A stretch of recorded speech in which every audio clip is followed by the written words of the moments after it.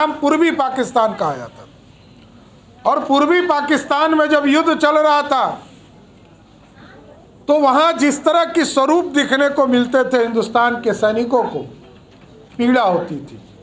कई बार कहानियों में पिताजी ने हम लोग को बताया कि जब वहां पर बांग्लादेश में हम लोग घुसे तो देखते थे कि हजारों महिलाओं को, हमारी जो हिंदू बहनें थी, उनको भेड़ बकरी के तरह एक रस्सी में बांध कर रखा हुआ करता। लेकिन दुर्भाग्य है 1947 में जिस तरह आज़ादी मिली और आज़ादी के बाद पाकिस्तान, बांग्लादेश हमसे अलग हुआ और भारतीय सेना इसलिए हमारे सम्मान का प्रतीक है। जब जब इस देश को विपदा आई तब तब खून किसी ने दिया तो हिंदुस्तान के सैनिकों ने अपना खून देकर इस देश को रक्षा देने का काम, इस देश के गौरव को बढ़ाने का काम किया। 1971 की लड़ाई में ठीक कहा, चाहे वो लाहौर हो या पीओके हो, सब पर भारतीय सेना कब्जा कर चुकी थी। उसके बावजूद क्यों लौट कर आए आज तक समझ में नहीं आया। भारतीय सेना अपने परिक्रमा से, अपनी ताकत से, अपने बल से पाकिस्तान को एक बार नहीं कई बार हराने का काम किया। लेकिन पाकिस्तान है कि मानता ही नहीं, उसको आदत हो गई है। हिंदुस्तान से जब तक वो लात नहीं खाएगा तब तक उसका होश ठिकाने नहीं आता है, उसकी आदत है। मैं कई बार देखता हूँ, दो बच्चा जब लड़ते रहता है तो जो कमज़ोर बच्चा है वो पिटाता भी है, लेकिन जब कहता है पिटाते वक्त कि तुमको मारेंगे तो उड़ जाएगा, तो वही हालत है पाकिस्तान का। पाकिस्तान रोज़ मार खाता है हिंदुस्तान के सैनिकों से, लेकिन रोज़ पाकिस्तानी कहते हैं कि पाकिस्तान के लोग कहते हैं और वहाँ की सेना कहती है हिंदुस्तान को ठंडा कर देंगे। अब बताइए कितना बार ठंडा हो चुके ही तो सबको पता है। और अब देश में ऐसा प्रधानमंत्री आप लोगों ने अपने आशीर्वाद से बनाया है साथियों, जिसने इस देश के सैनिकों के सम्मान के लिए काम किया। चाहे वन रैंक हो, वन रैंक पेंशन हो, सबकी व्यवस्था की चिंता यदि किसी सरकार ने किया, उसका नाम है नरेंद्र मोदी की सरकार।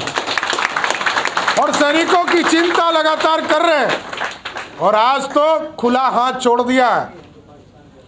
एक बार पाकिस्तान के तरफ से चुटपुटिया बम भी फेंक दे, हिंदुस्तान के सैनिकों को कहा गया है गोली गिनती मत गिनना, इतना गोली पाकिस्तान के तरफ फेंक।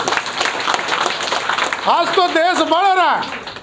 और जिस तरह आपने देखा पुलवामा में हमला किया, छुप कर आए हमला किया, आतंकवादी हमला हुआ इस देश पर। हमारा उसी दिन यहाँ पर पूरे देश के संयुक्त मोर्चा का कार्यक्रम था साथियों, सबको देश के प्रधानमंत्री जी ने रद्द कर दिया और कहा हम इसका बदला लेंगे। बेगूसराय की धरती पर देश के प्रधानमंत्री जी आए और उन्होंने ऐलान किया कि जो आपके सीने में जो दर्द है उस दर्द का बदला हम लेंगे। और जिस तरह बजरंगबली समुद्र पार करके श्रीलंका पहुंचकर माता सीता का पता करने का काम किए थे और लंका में आग लगाने का काम किए थे, उसी तरह हिंदुस्तान के सैनिकों को कहा बजरंगबली के स्वरूप में घुसकर पाकिस्तान में जो आतंकवादी छुपे हैं उनको मार के आना है। और देश के प्रधानमंत्री जी के आदेश को मानकर हिंदुस्तान के सैनिक ने पाकिस्तान में घुसकर वहां आतंकवादी को मारने का काम किया था। इसलिए आज देश बढ़ रहा है। और भारतीय जनता पार्टी का मैं अध्यक्ष हूं, मैं जानता हूं देश के प्रधानमंत्री जी थोड़ा सा भी संकोच नहीं करते। पार्टी के कार्यकर्ताओं को भी ठेस पहुंचे तो पहुंचे, लेकिन यदि देश का सम्मान बचाना है तो नरेंद्र मोदी जी कड़े फैसले लेने के लिए जाने जाते हैं। आप देखते होंगे कई लोग अपने वोटों की चिंता करते हैं कि हमारा वोट खराब हो जाएगा, लेकिन नरेंद्र मोदी जी कभी नहीं डरते। आज नरेंद्र मोदी जी के नेतृत्व में भारत बढ़ रहा है। उसका कारण है कि इस देश के सैनिकों ने स्पष्ट तौर पर नरेंद्र मोदी जी को कह दिया है कि मोदी जी आप भूल जाइए बॉर्डर पर हिंदुस्तान का सेना खड़ा है। सेना जब तक है हिंदुस्तान को कुछ नहीं हो सकता है। इसलिए हम सभी वीर सैनिकों को याद कर रहे हैं और पूरे परिवार को भी याद कर रहे हैं। आदरणीय रविशंकर जी आ गए हैं, उनका भी स्वागत वीर सैनिक परिवार की ओर से मैं आपका करता हूं।